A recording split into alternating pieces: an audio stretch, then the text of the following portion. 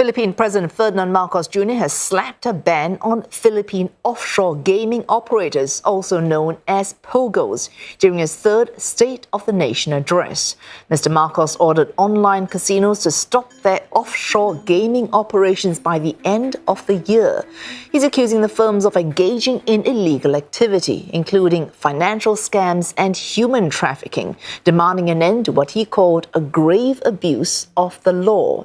The president also addressed tensions in the South China Sea, saying the Philippines, quote, cannot yield in territorial disputes. But Mr. Marcos added that Manila does remain willing to work with China to find ways to de-escalate tensions. With the midterm election less than a year away, President Marcos also emphasized steps that his administration has taken to tame inflation, which has emerged as a top concern for voters.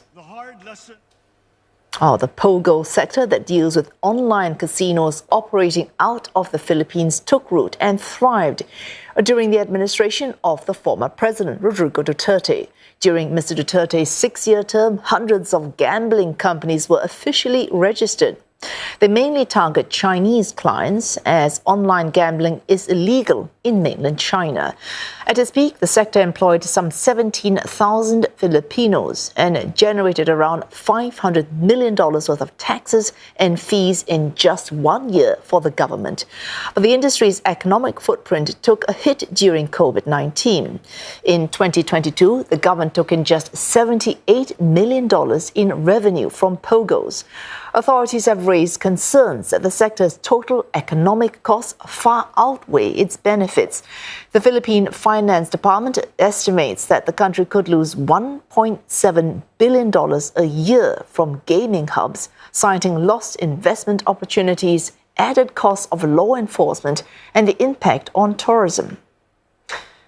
And for more, we're joined by Buena Bernal live from Metro Manila. Buena, talk us through President Marcos' announcement regarding the closure of this offshore gaming industry. How significant is this announcement? The Philippine offshore gaming operators have been a thorn in the administration of President Ferdinand Marcos Jr. and the Philippine Senate has been investigating POGOs since September 2022. And in that recent Senate hearing this year, the Finance Department and the Socio-Economic Planning Agency, with varying estimates, have pointed out that the social costs are already outweighing the potential financial gain the country will get from these online casinos whose back-end operations, including customer service, are based in the Philippines but serves a foreign clientele. Now, among the social costs that were investigated in 2022 were actually cases of kidnappings among POGO factions, because at that time there were shortages in workers or foreign workers with work permits in the Philippines due to the pandemic. Migration limits actually forced that phenomenon of a rise in kidnapping incidents in the Philippines. But flash forward to 2024, the issue has now become even allegations of a local chief executive, a local mayor in a northern Philippine town, now suspended, being involved in crimes including human trafficking of such POGOs.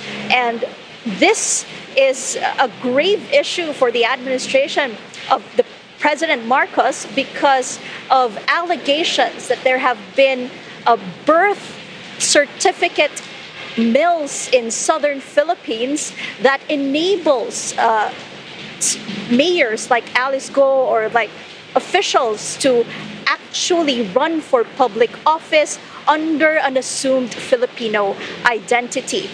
So while there has been a call to ban POGOs, there are also those proponents who are pointing out the over 40,000 jobs that these POGOs provide. Half of them are for Filipinos and half of them to foreign workers. But advocates I spoke to after that third State of the Nation address of Mr. Marcos Jr.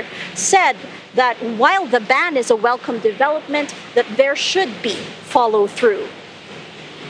President Marcos has sounded the death knell for the mastermind of the entry of these criminal syndicates that are POGOs in the country that have victimized and trafficked young women and children.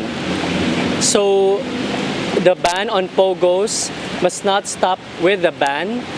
All those who have masterminded the entry of POGOs in the country must also be probed and ultimately prosecuted. It's time for us to free up the Filipinos and other nationalities who were victimized by these POGOs, and it's time to lock up Duterte and all those who have architected the entry of POGOs in the country. Buena, of course, this is Mr. Marcos's third State of the Nation address, and we have midterm elections less than a year away. What were the main highlights did you get from this year's address? While the announcement on the banning of online casinos or POGOs was met with a chanting of his name across that congressional hall, another remark that was met with a long applause was his remarks on the West Philippine Sea, which is how the Philippines calls its maritime zone in the larger South China Sea. He did say in Filipino that the West Philippine Sea is not a figment of our imagination. The West Philippine Sea is ours. He was cut by the audience for that minute-long applause, and he continued to say that the West Philippine Sea will remain ours. He also vowed to strengthen the Philippines' maritime domain awareness, as well as strengthen the Philippines' defense posture in order to effectively ward off intruders. And again, on the issue of the West Philippine Sea, remark that we hear, a fresh remark that we hear in that speech is him thanking Filipino fisherfolk for being vigilant out at sea. Thanks for CNA's Buena Bernal live was there from Metro Manila.